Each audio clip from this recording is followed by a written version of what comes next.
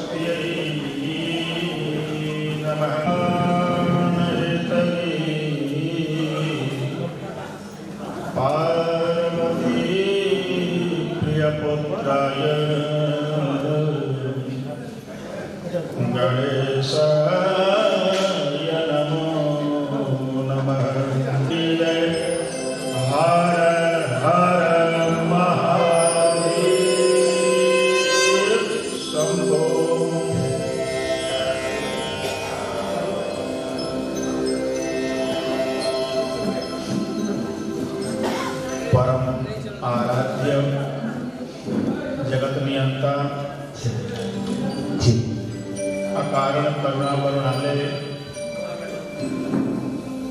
भक्त वांछा कल्पतरु भक्त वत्सल नाथों के नाथ बाबा बैद्यनाथ बासुकीनाथ के चरणों में साष्टांग प्रणाम। आवाहित विराजित मन सरसी को आह्लादित करने वाले समस्त देवी देवताओं के चरणों में साष्टांग प्रणाम निवेदन एवं बैद्यनाथ आमरपुरा संघ गुवाहाटी सरस मस्त मंडल रांची इस अश्वमेध यज्ञ में पधारे हुए गौरीपुर से, सिलीगुड़ी से, दिल्ली से, भीलवाड़ा से, जहाँ जहाँ से भक्त इस अश्वमेध यज्ञ में सम्मिलित हुए हैं और जो भक्त श्री शिव महापुराण का चरण सानिध्य ग्रहण कर रहे हैं उन सभी भक्तों को व्यास पीठ से बोल बम हर हर महादेव।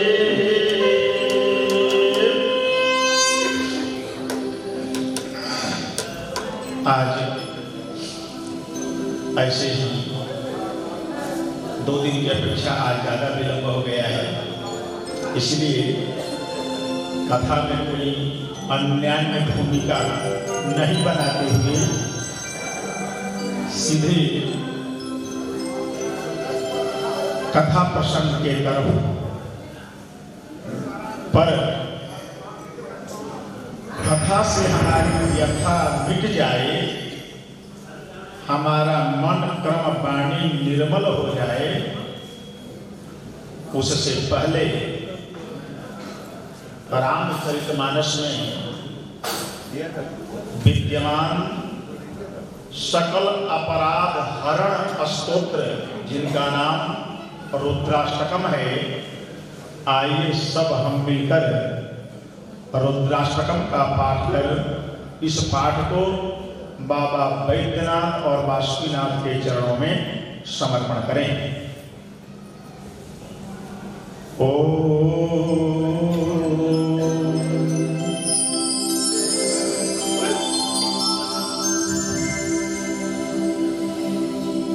नमामि समीशान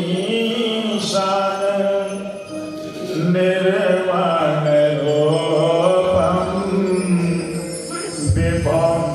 पता ब्रह्म वेद स्वरूप निर्गम निर्गुण कल्पना चिदाकाश महाकाश निराकार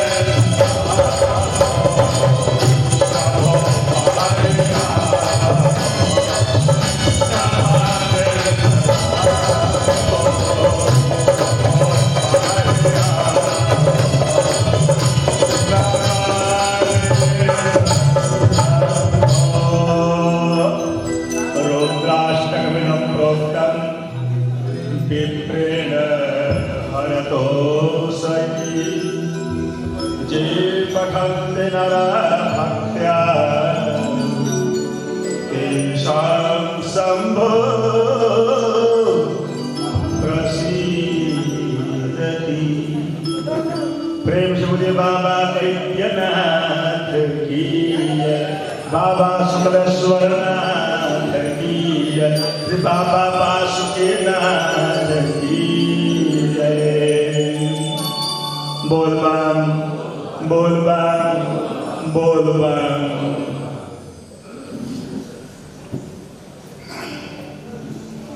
आप सबने कल शिव महापुराण के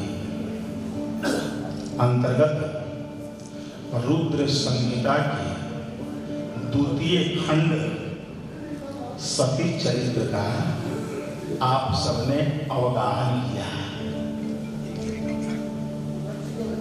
आज जगत के पिता और जगत की मां, जगत के पिता देवों के देव महादेव और जगत की माता गौरा पार्वती का आज पाणी ग्रहण संस्कार की कथा रुद्र संहिता के तृतीय खंड में श्री सूत जी महाराज इस कथानक को सौनकादि 88,000 ऋषियों को श्रवण करा रहे हैं। श्री शिव महापुराण में आया है कि शिव प्रमोदनो गेयः कामनां सिद्धिश्च प्राप्तये जलपात्रं च नीत्वा मे अश्वमेधं च जायते। अपने ग्राम में ही कोई मंदिर क्यों न हो शिव जी का, जब घर से कोई भी भक्त जीवात्मा एक लोटी जल लेकर शिव जी के निमित्त जब चलता है, शिव जी के शिवलिंग के ऊपर अर्पण करने के लिए, यह शिव महापुराण का कथन है रुद्र संहिता के तृतीय खंड में। उस जीवात्मा का जितना चरण चलता है, पद चलता है, उतना उस जीवात्मा को अश्वमेध यज्ञ करने का फल प्राप्त होता है महाराज। और देखो तो कितना भाग्य की बात है कि हम मनोकामना ज्योतिर्लिंग बाबा वैद्यनाथ और कामना को पूर्ण करने वाले श्री बासुकीनाथ की पावन चरणों में हम बोल बम ओम नमः शिवाय हर हर महादेव का उच्चारण करते हुए यह यात्रा कर रहे हैं। मन में विचार करना कि कितने अश्वमेध यज्ञ का फल प्राप्त होता है।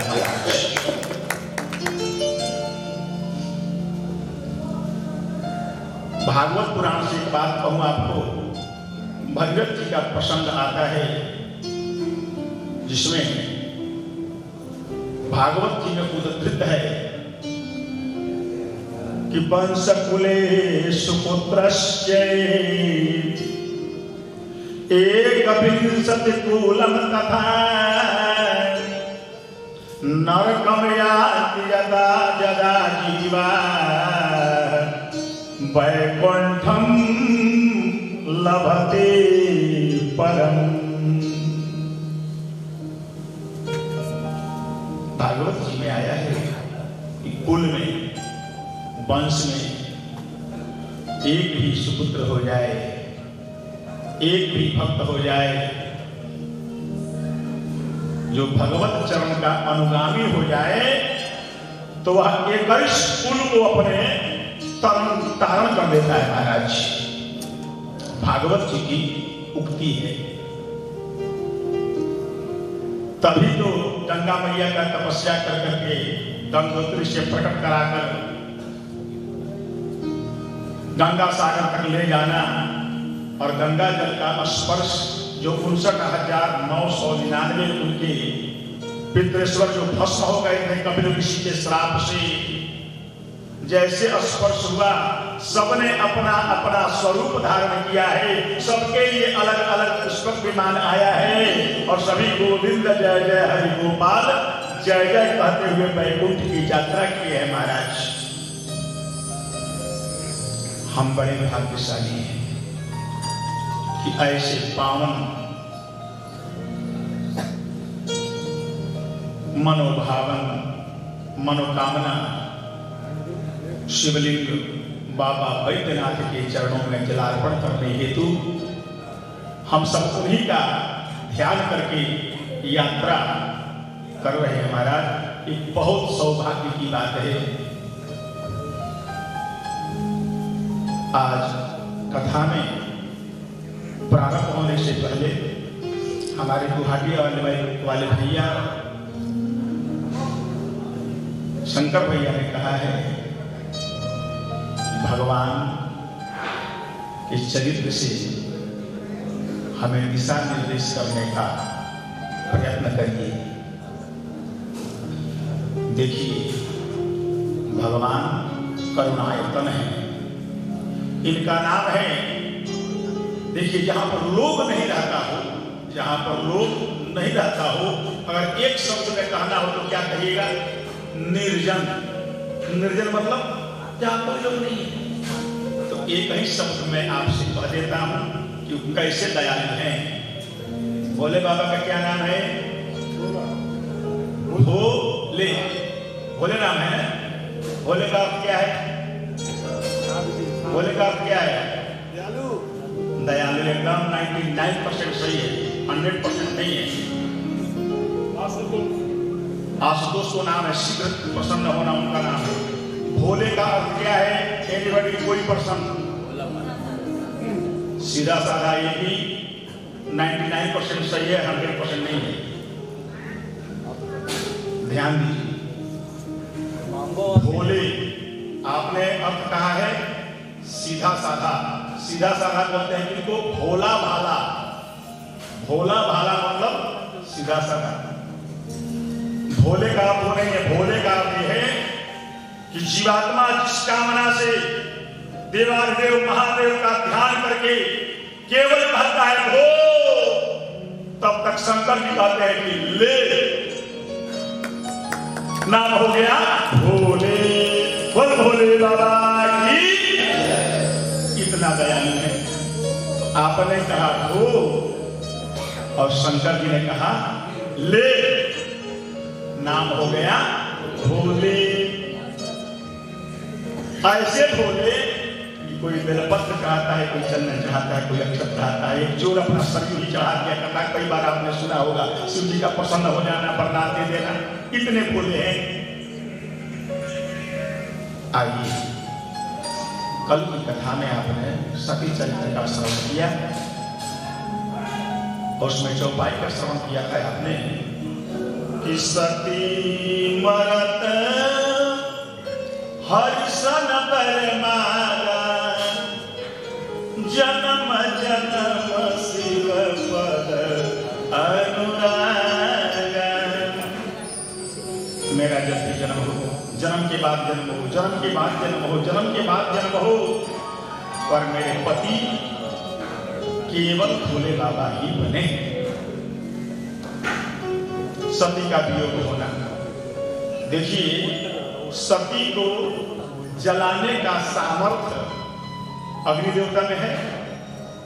अग्नि देवता में है? नहीं है। अर्थात सती ने अपना प्राण उत्सर्ग कर दिया। अग्नि तो प्रकट करी लेकिन प्राण को उत्सर्ग करी, बच गया शरीर। शिव गणों का शिव जी के पास में जाना और सती के मृत्यु का समाचार सुनाना, शिव के द्वारा जटा पटकना और उस जटा से वीरभद्र का प्रकट होना महाराज,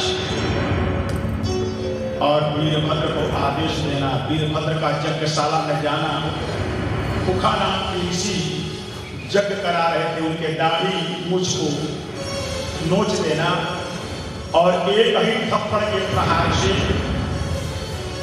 जजमान के आसन पर बैठे हुए दक्ष का सर धड़ से अलग कर देना, उनका सर दक्ष का अग्नि कुंड में जा गिरना और जल करके भस्म हो जाना, हाहाकार मच जाना, सभी देवताओं का अपने अपने लोक में जाना,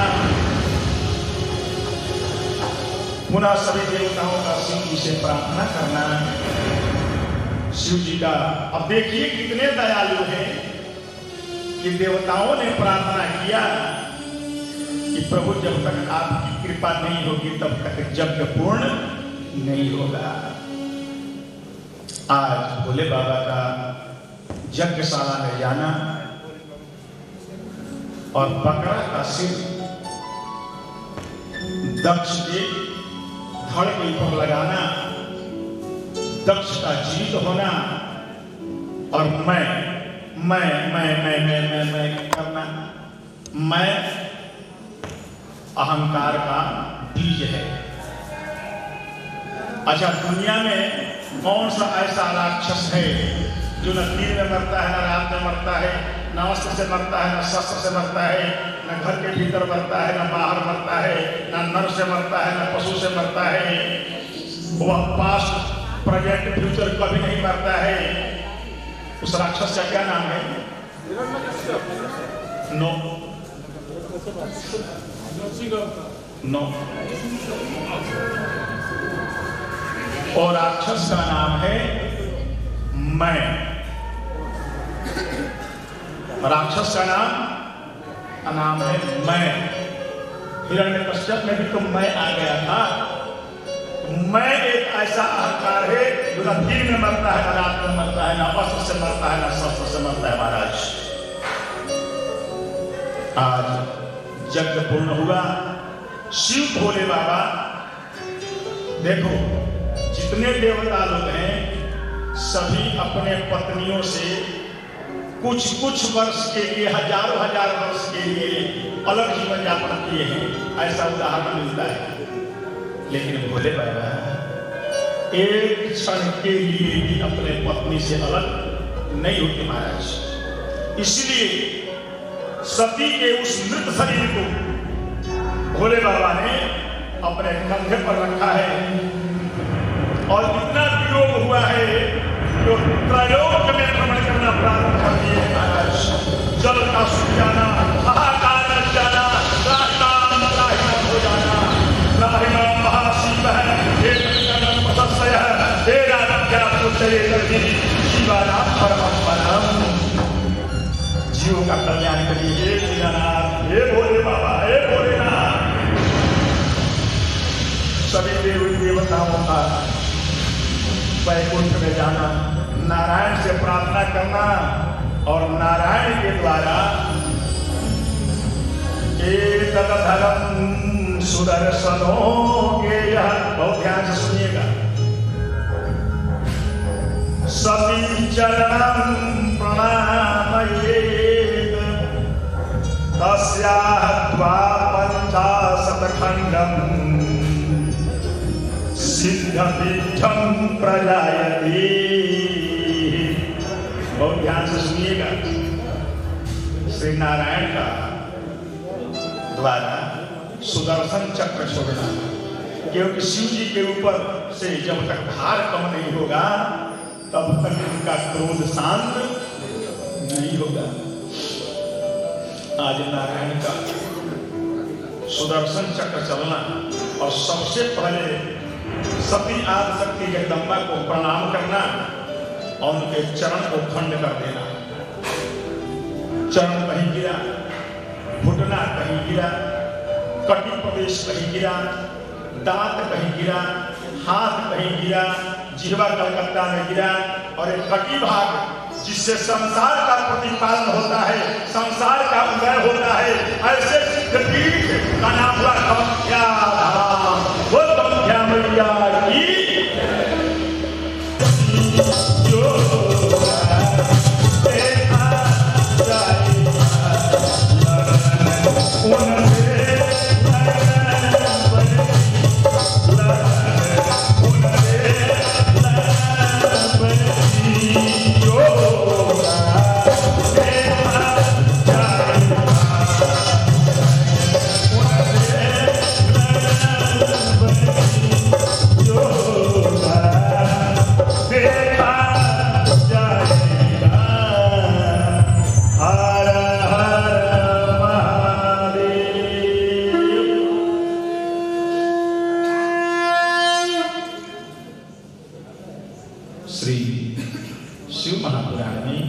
यह ऋषि सप्तऋषि और पार्वती के संवाद के अंतर्गत आता है कि बहुने रत्न संसारे रत्नम चैव सकेदृशा कन्या रत्नम परमात्मनो गेयः श्रेष्ठम रत्नम मनीषिणः। संसार में बहुनि रत्नानि, बहुत से रत्न हैं, पर उन सभी रत्नों का मूल्य है। पर संसार में केवल 2 रत्न है जो अमूल्य है, अनमोल है। उसमें पहला रत्न का नाम है नाम परमात्मनो गेयः, प्रभु का नाम, इसका कोई मोल नहीं है। और दूसरा रत्न का नाम बताया कन्या रत्न। कन्या रत्न से बड़ा कोई रत्न नहीं है महाराज। बहुत ध्यान से सुनिएगा। पुत्र एक कुल का तरण तारण करता है, पर पुत्री 2 कुल का तरण तारण करती है। फिर भी एक बात मैं आपसे कहूं,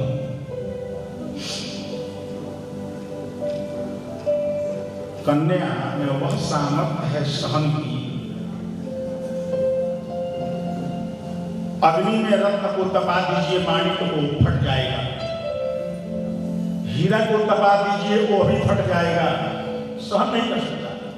लेकिन उस अग्नि के वेग से भी ज्यादा वेग, जैसा असह्य बातों से कन्या रत्न को जो कही जाती है बात, वो अभी वह सहन कर लेती है। जैसे जब वह 20 वर्ष की, 22 वर्ष की, 24 वर्ष की होती है तो घर वाले ही कह देते हैं खा लो, बस 6 महीना और 1 साल और, तुम तो पराई धन है ना, कहा जाता है। और एक बात और कहूं, जब विवाह होकर चली जाती है अनजान स्थान पर, वहां भी कभी उसके हाथ से चाय का कप छूट जाता है, फूट जाता है, तो वहां पर कोई सज्जन ही मान लो है तो कहता है छोड़ कोई बात नहीं है, पढ़ाई घर से आई है।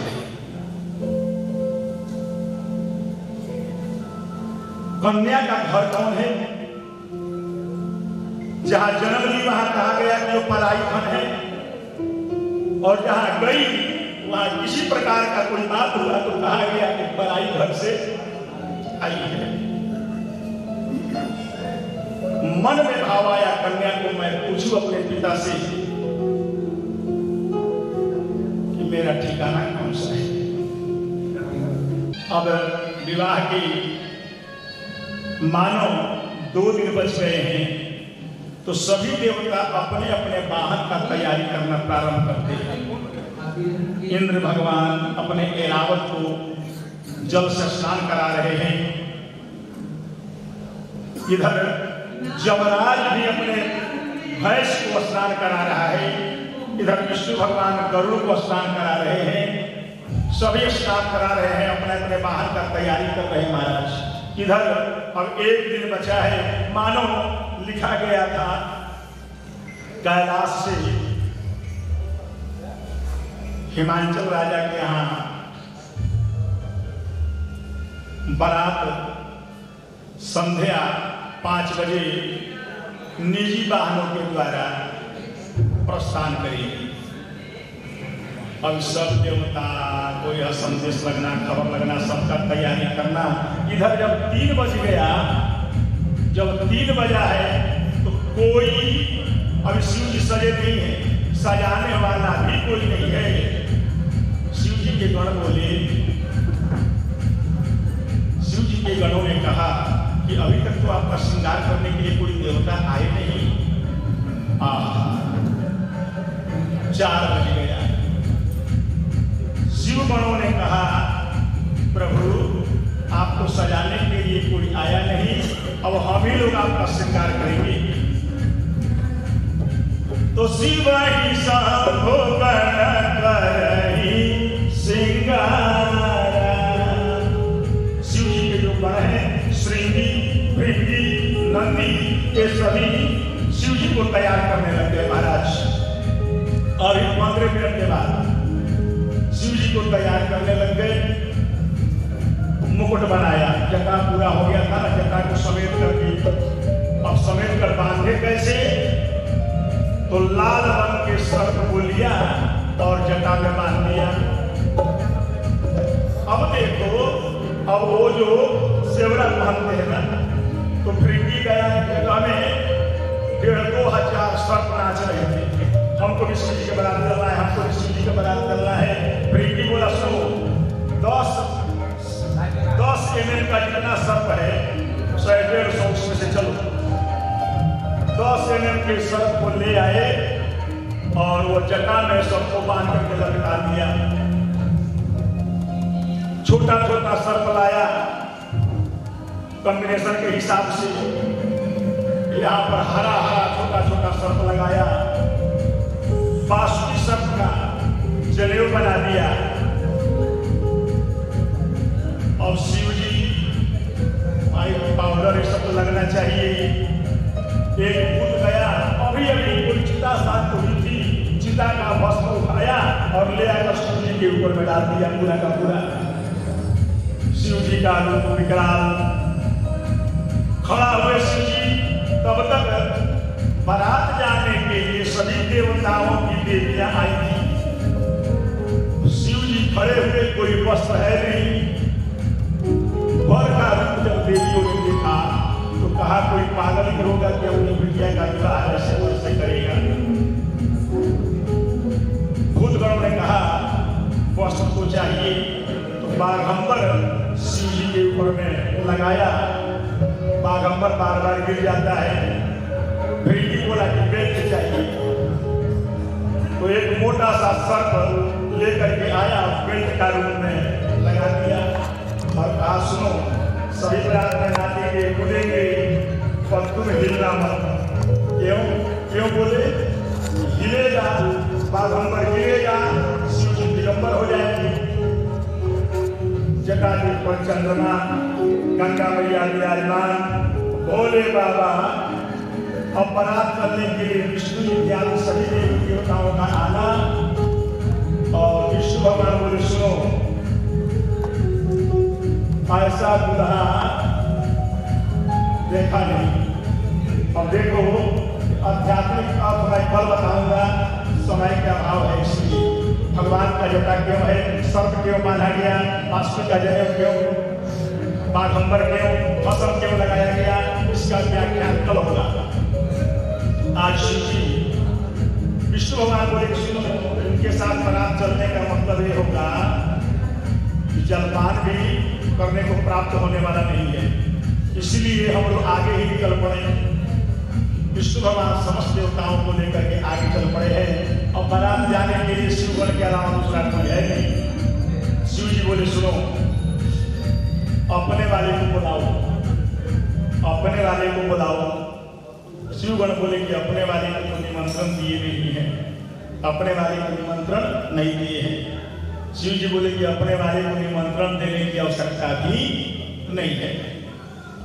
एक बार श्रृंगी ने सिंघा बजाया है और समस्त भूत, बैताल, पिशाच इत्यादि सबका आगमन हो जाना महाराज। और उसमें ऐसे ऐसे लोग आए जिनकी खाली सिर ही सिर था, कुछ ऐसे आए जिनके हाथ ही हाथ था, कुछ ऐसे आए जिनके मुख ही मुख था, कोई ऐसे आए जब हंसे तो पता चले कि इसमें कोई जीव है। जैसे वेस्ट इंडीज वाला जब हंसता है तो पता चलता है कि मानव है, उसके पहले पता नहीं चलता है।